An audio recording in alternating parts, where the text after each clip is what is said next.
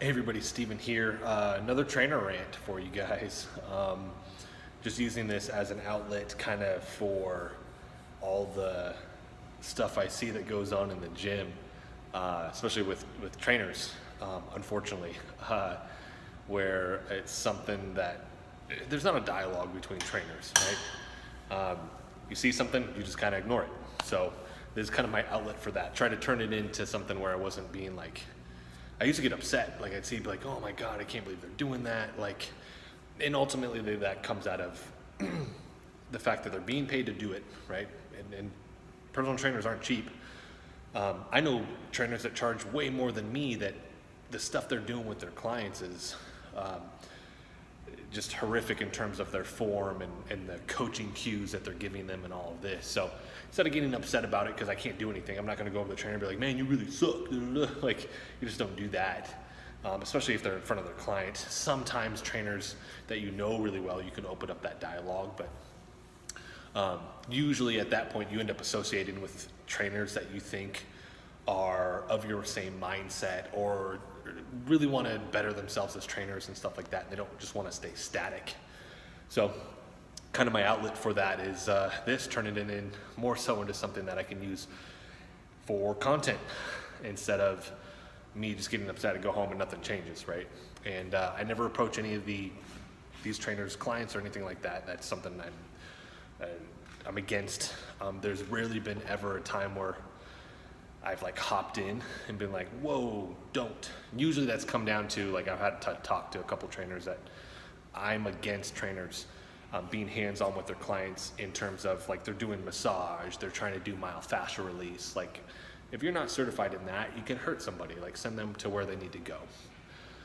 Anyways, today saw one of the trainers they're just making somebody do kettlebell swings.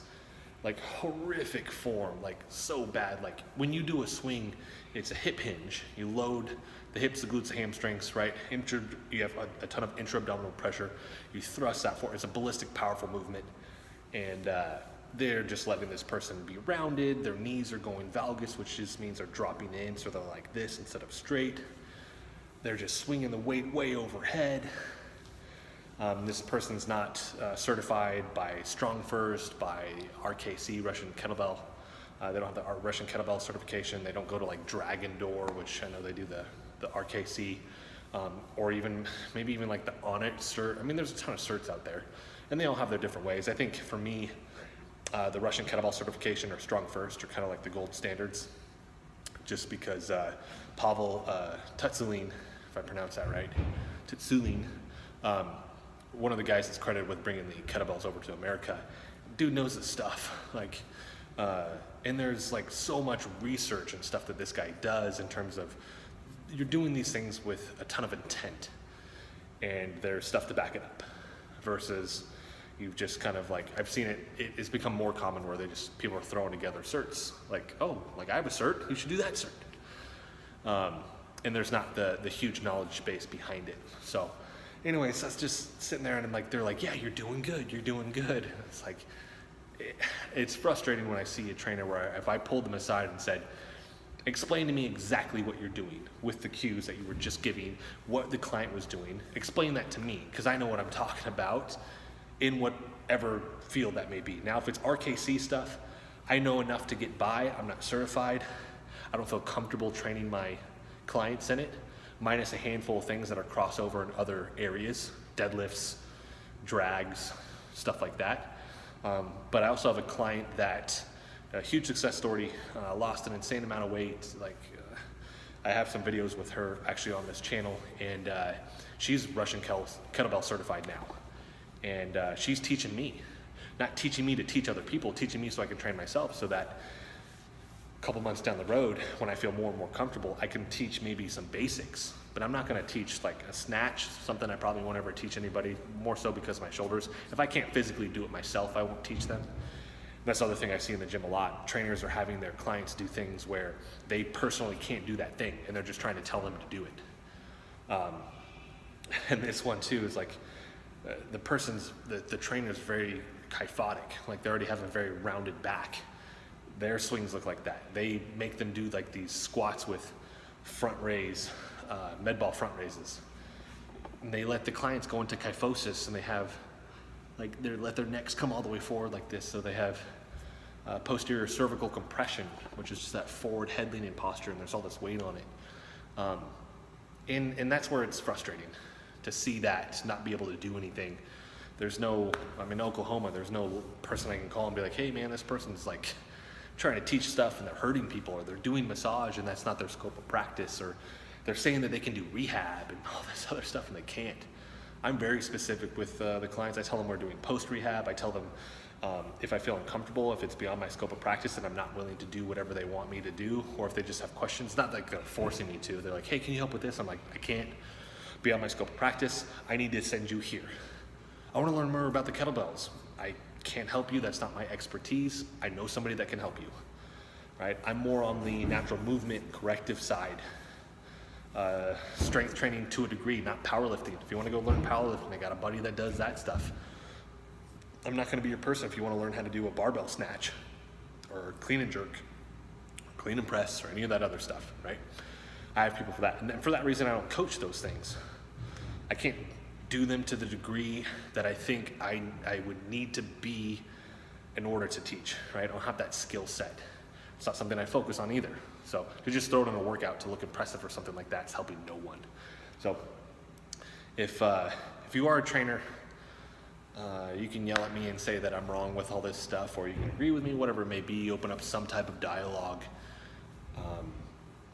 and really kind of sort that out. Like, what are your skill sets, right? Is that something that you need to have? Like, if I don't train kettlebells, I'm not certified in them, but I think I can train somebody else in that. Should I be able to charge money for that without that knowledge base there, right? And you can clearly see from that. If you go to somebody that's highly skilled, right, they'll tell you, hey, you're off, right? But should you be able to charge money for that if you're not skilled in that area, right? Should I be able to charge, you know what, I'm gonna hold a powerlifting class where I'm gonna teach people how to powerlift now, and that's not my forte at all. I've dislocated both shoulders, rugby and skateboarding, so that's why I'm more on the corrective medical exercise and natural movement side. Looking at that, like, would it be okay for me to teach powerlifting if I don't have that skill set? In my opinion, no. Just in the same way that it's not okay for me to do massage therapy on people, to try to adjust them because I'm not a chiropractor, right? To do all these other things that's beyond my scope of practice. Like I said, just I'm not okay with. So let me know if you're a trainer what you guys think about that. If you are a client, I mean, that's the thing that's huge, I think, because a lot of times, like, you're trusting that person as the expert, and then you come to them and they're like, oh, we're doing this, and you don't know the difference.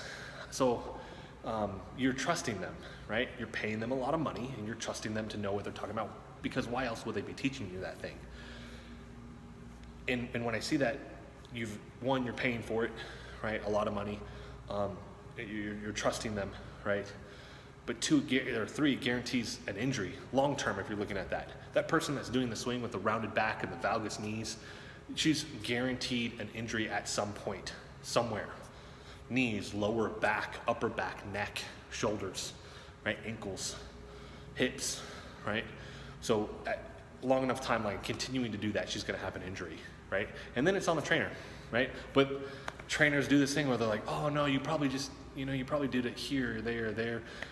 If somebody comes in, they're like, hey man, my shoulder hurt, like, what did we do last time that it was feeling it, right? I need you to speak up. I need you to let me know this works, this doesn't work.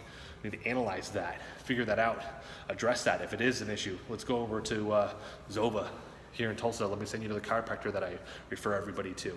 So keeping that in mind as well, that if something's going on and they've had some type of complaint, my shoulder, then, oh, you probably do it here, dude. I've heard that too from trainers. Oh, the shoulder, no, it's probably not that, it's probably this, and you probably heard it outside of here. Or they probably might have heard it if you were pushing them to do stuff that you shouldn't have been pushing them to do, right?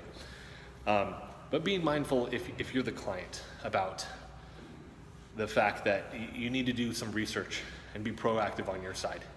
If they're teaching you something, they're using all these, I've seen it where, and I like to use terminology, don't get me wrong, I like to use words like kyphosis and lordosis and all this other stuff, but I also have to explain behind that in depth.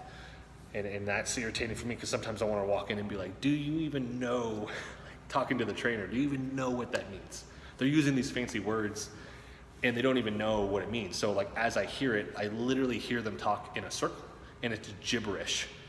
And they think it sounds fancy to the client. So do a little bit of research if you are the client in terms of some of the practices that are out there. If you're using a kettlebell, look into Strong First and the RKC, look into Dragon Door. If you're doing natural movement, look into MoveNat, look into Ido Portal, look into Animal Flow. You can look into parkour stuff, right? Was that Mark Ripito if you're looking into like powerlifting and strength training stuff. Pavel in the kettlebell world, right? Looking to these guys that have paved the way, that have kind of set standards for how things should go, so that you're not in a compromised position where the trainer is really pushing you to do things that is beyond their knowledge base, because they think that for whatever reason that's going to be impressive to you and you'll continue to come to them. So that is my rant for today.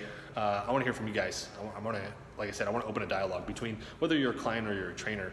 Like I said, if I'm wrong in certain areas, open up the dialogue there. Tell me I'm wrong in certain areas. Cool, we can talk about that. Or if you agree with something and you want to add to that, or maybe things that I didn't cover, right? Let me know in the comment section below. If you guys like the video, hit the like button for me. If you want to continue to follow along, I don't always just do rants. I have a ton of other videos, MoveNat workout videos, medical exercise videos, supplement reviews, fitness gear reviews, all that stuff. Hit the subscribe button for me. Thanks so much for watching.